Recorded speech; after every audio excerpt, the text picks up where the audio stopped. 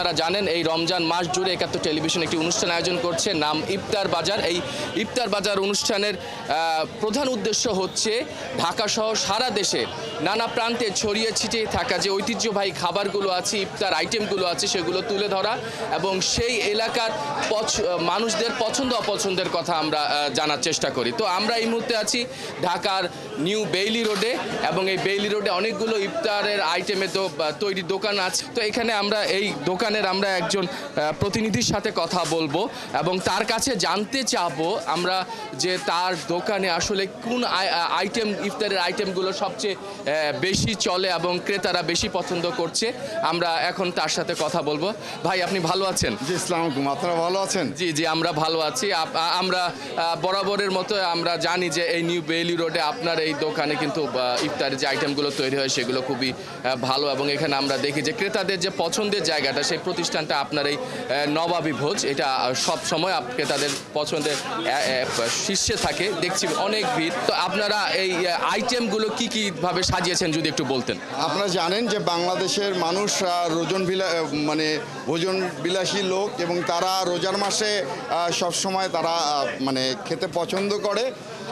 আপনি জানেন আমরা নবাবী ভোজ বাংলাদেশের যে ঐতিহ্যবাহী যে খাবারগুলো, যে ট্র্যাডিশনাল খাবার বা মোগল খাবার, সেই খাবারগুলো পরিবেশন করি।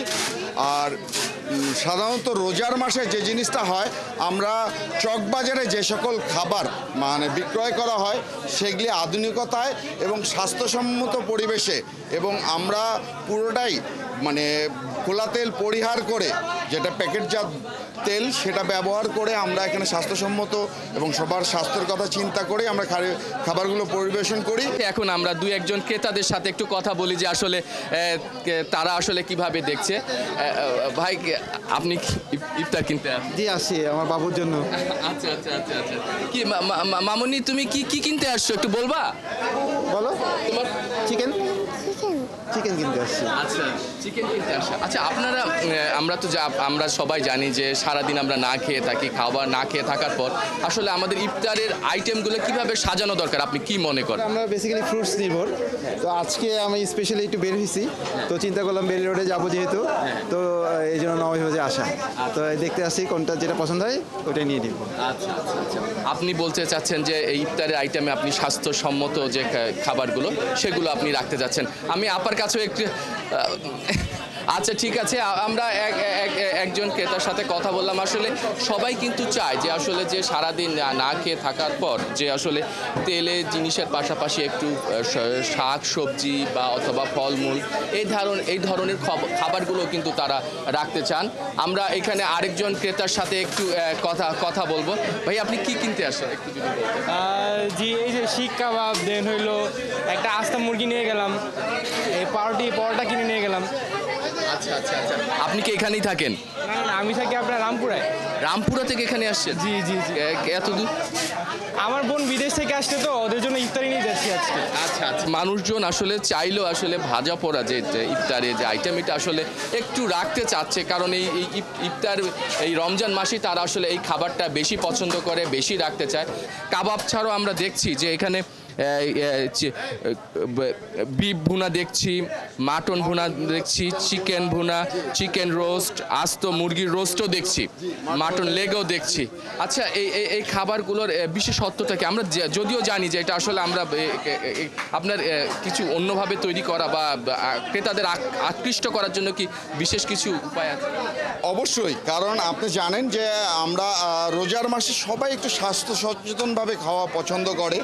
আমরা সেই জিনিসটার দিকে খেয়াল রেখেই মানুষ যাতে খেতে পারে এবং তাদের যাতে কোনো শারীরিক অসুস্থতা না হয়, সেই কথা চিন্তা করেই কিন্তু আমরা সেই খাওয়াগুলো করি।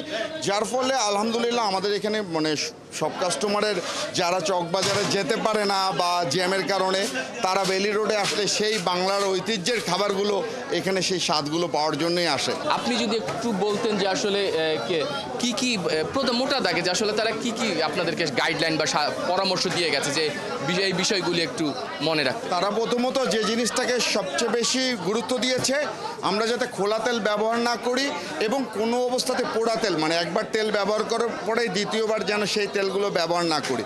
কোনো খবরের কাগজ ব্যবহার করে যেন আমরা কোনো খাবার পরিবেশন না করি, এবং যে বর্জ্য খাবারগুলো আছে বা উৎকৃষ্ট যে খাবারগুলো থেকে যাবে এই খাবারগুলো যেন আমরা পরের দিন ব্যবহার না করি। এবং আপনারা জানেন আমরা প্রতিদিনের খাবার প্রতিদিন যেগুলি আমাদের উচ্ছিষ্ট থাকে আমরা এগুলো মানুষদেরকে দিয়ে দিই, এবং পাশাপাশি আমরা যে ধরনের ফলগুলো ব্যবহার করি এই ফলগুলো যেন অবশ্যই স্বাস্থ্যসম্মত এবং এটা যেন পুষ্টিকর হয়, এবং আমরা কোনো সময় আমরা প্রতিদিনের বাজার এখানে প্রতিদিন করি, এবং এটাই তাদের মূল নির্দেশনা।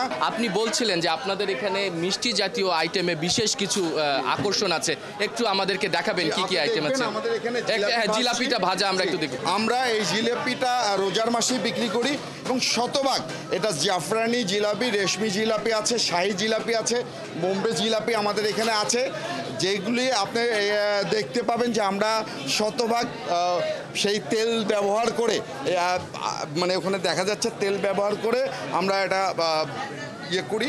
কোনো অবস্থাতেই আমরা দ্বিতীয়বার এই তেলটা আর ব্যবহার করি না।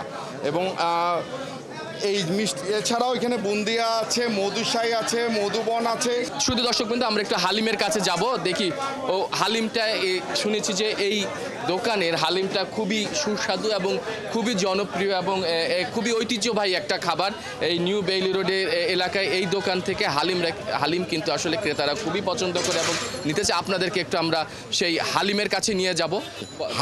হালিমে আসলে কয়েক ধরনের ডালের মিশ্রণ আছে, যেটা আমরা বলি মুসুরের ডাল, মুগ ডাল, তারপরে অরহর ডাল, তারপরে কালাই ডাল, অনেক ধরনের ডালের মিশ্রণেই হালিমটা তৈরি করা হয়।